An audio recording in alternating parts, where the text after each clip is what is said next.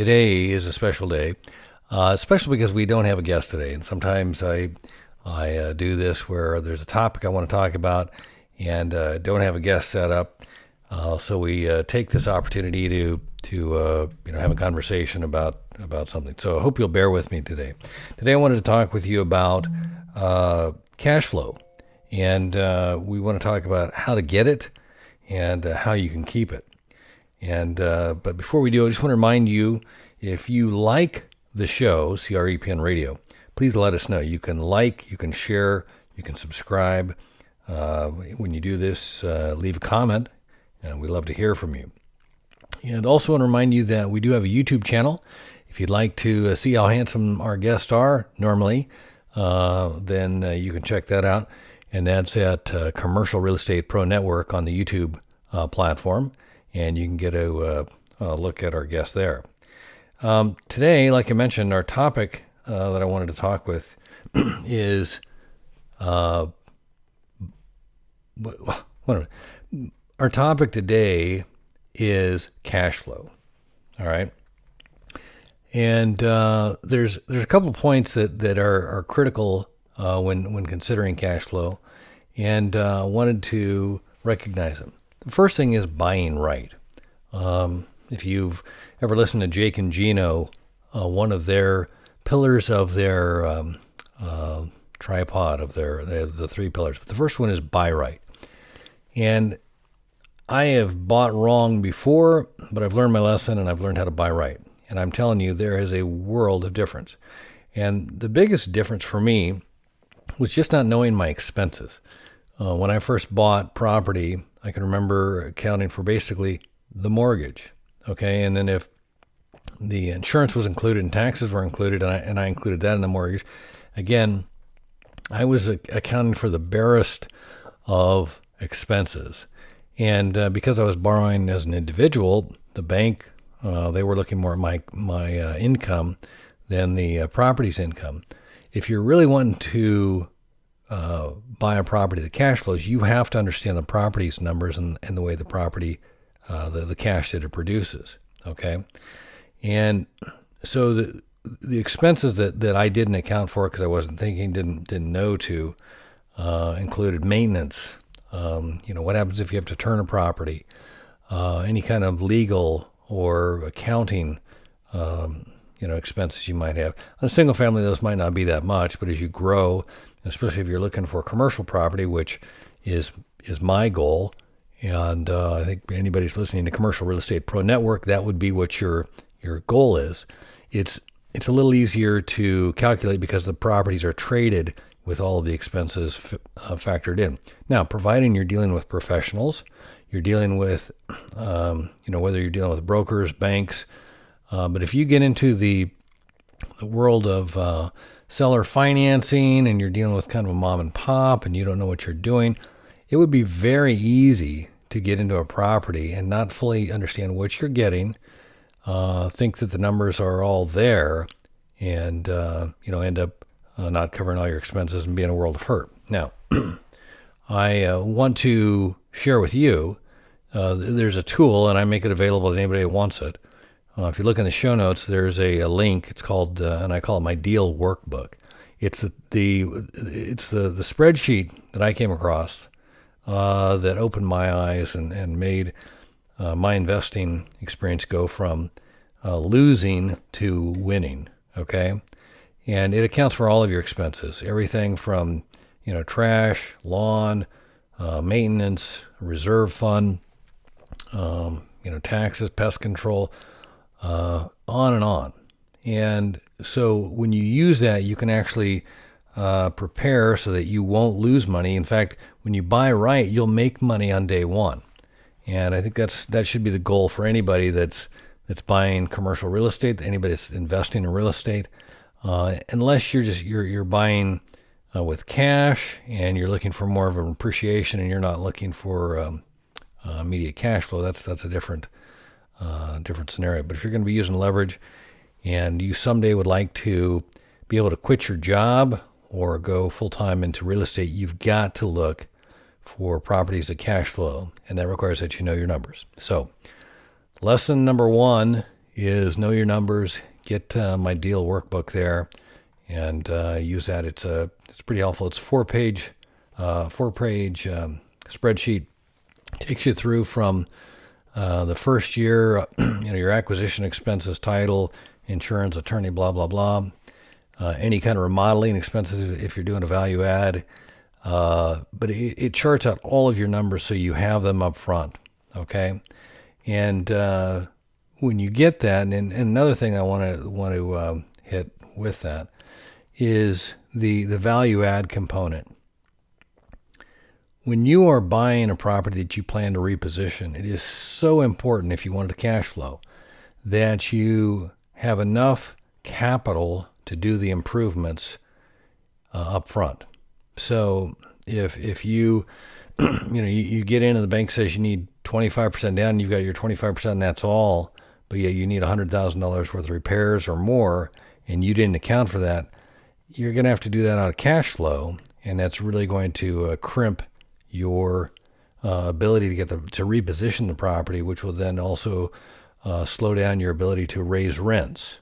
Okay, so that's something I just want to, again, when you're in that buy right mode, you need to understand how much capital is it going to take to reposition the property so you can do that. And that spreadsheet that I mentioned, the Deal Workbook, it has your acquisition page. Starts with your source of funds, how much you're going to contribute, how much you're going to have to raise, how much you're going to be borrowing.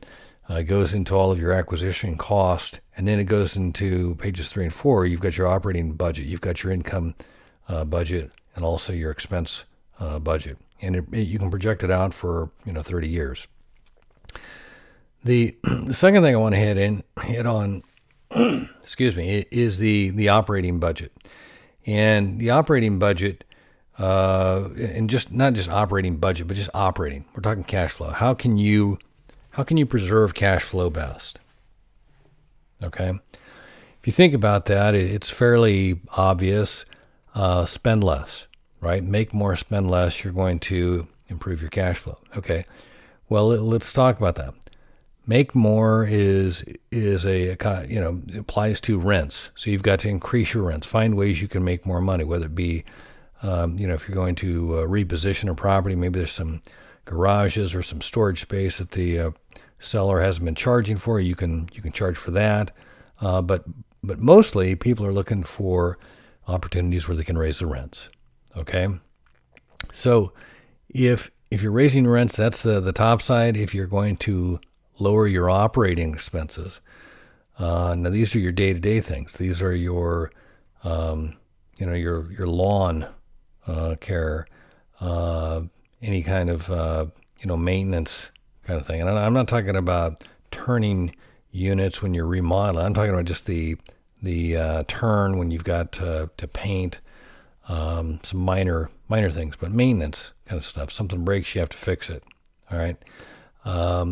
Trash, pest control, water, if you got to pay water.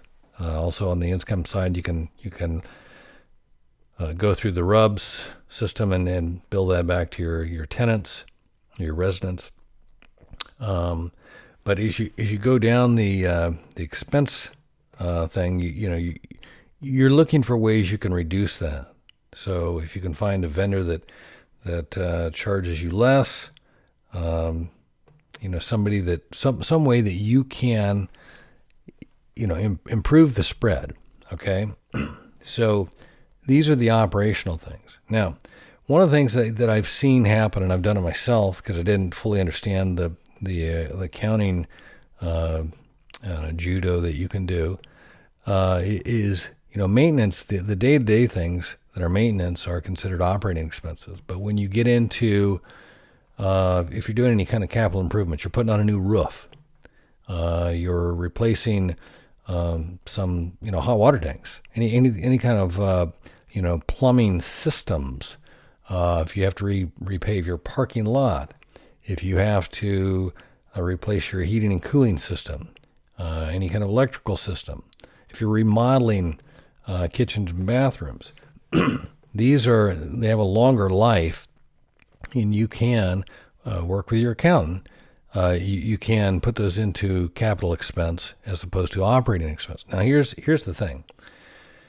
When you do this, it improves your cash flow because, well, not necessarily cash flow because hopefully you've reserved for it, but it'll keep your value higher because your values are taken from your rents less your operating expenses. Okay, and if you're paying for your capital improvements out of those expenses, that's going to lower your net operating income, which consequently will lower your values if you're trying to talk to a bank or you're looking to reposition the property to sell it in the near future. So definitely something to take a look at. On the turns, cannot stress this enough. I think this is so important if you are an asset manager. You've got a property manager managing your property. You're assuming that things are happening as they should. You've got to inspect what you expect, okay? If the property manager is not engaging the contractors needed to turn your property as soon as they know that a property is coming vacant, you're going to have a vacancy. If they don't reach out to those contractors and get on that contractor or those contractors' schedule so that on the day when that resident moves out, you could lose a week or two trying to get people out if it's a real busy season. Like I know right now here in Portland, Oregon, it's super busy as far as people that are building or doing any kind of construction. It's just it's crazy right now. And if you're in one of those times where everybody's busy and you don't get on their schedule, you could be waiting, and those are days lost. So communication. So as an asset manager, you need to be aware of what's going on and communicate regularly with your property manager so that you know of the rents in the market where you said you should be getting regular reports. But you want to stay in touch with them and make certain that they're staying on top of any vacancies that are coming up. They're communicating with the contractors they're going to need to do the work and get on those schedules, those contractors' calendars, so you can get the work done quickly, and then you can turn the units in just a little bit of time and save yourself a lot of money. I mean, actually, you make more money and you lose less money. So that's the win-win right there. Okay. The last thing I wanted to touch on here real quick. I am an insurance broker by day, and primarily work with real estate investors. So this is coming from that angle. But it is fall. It's as I record this, it's October of 2018. In fact, the day this is supposed to air, it will be October 18th, 2018, which is the Great Shakeout. And for those who don't know, if you're in an earthquake-prone zone, that's the equivalent to the smoke detector test, or not the test, but to check your smoke detectors when you turn the clocks back or forward. This is basically, it's a drill, okay? And I bring this up because it is happening on the calendar now, but also it's the fall, and there have been numerous hurricanes that have hit here recently down in Florida and the Carolinas. There's been some flooding down in Texas I've seen lately, and actually I was just watching the news here last night. And in Oregon, we still have some forest fires going on from the summer because it's been so dry. So all of these are disasters. Disasters are, you hope they don't happen to you, but if it's to be, it's to be, and if it happens to you, hopefully you've got the coverage that you need. And I bring this up because I think insurance just inherently is something that people most often they buy, they don't fully understand. Hopefully they don't have to use it. I hope they don't have to use it even when I sell it. Not because it doesn't work, but it means you've got a problem. Okay. but there's a couple things I just wanted to touch on here real quick. Is that when you buy insurance, people tend to think that I've got insurance. Okay, I've got insurance like one size fits all. Not the case. Okay. When we're talking about disasters, and I'm talking about, it could be anything from a fire to a hurricane to a flood or an earthquake. All right. The standard property policy is going to pretty well cover anything that happens in a fire. Okay. But even within that, and again, let's be just one more level of clarity here. When I say fire, flood, earthquake, or hurricane, those are perils. And a peril is what caused the damage.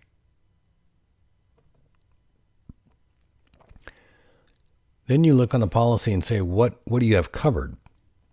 So if you have your building covered, and you have it covered for the peril of a fire, which is pretty much all insurance policies will do that.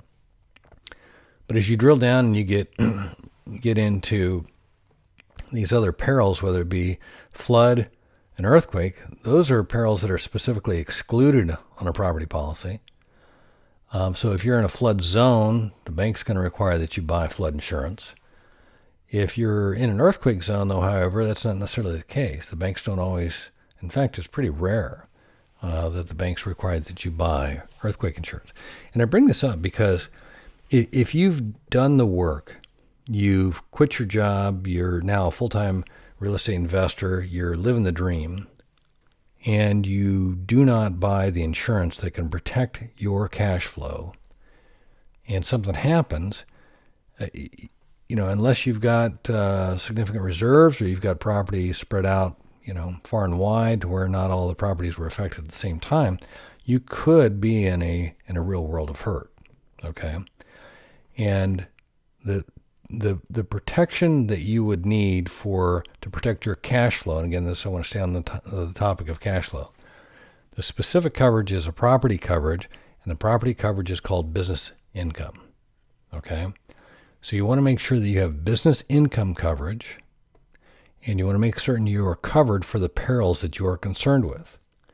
The perils we've talked about here briefly are fire, which again, that's a common one. I wouldn't be worried about that. But business income, I've seen policies where, if it's a rough property and maybe you're paying cash or you're trying to reposition and maybe you've got the seller financing. I've seen people buy properties and not get the business income coverage. So be careful. When you're buying your insurance, make sure you've got the business income coverage enough to cover you, hopefully for at least a year. And also make sure you get the perils you need coverage for.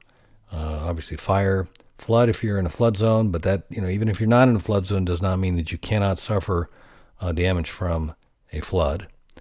And then also earthquake. I tend to find that most people that buy earthquake, the property that they're concerned about is one of their primary income generators. And if it were to go down, it wouldn't be just that the property was destroyed, but they would lose that income. So, something to think about. If you would like to learn more about any of this, if you'd like to talk about real estate anytime, hit me up. I'd love to talk with you about that.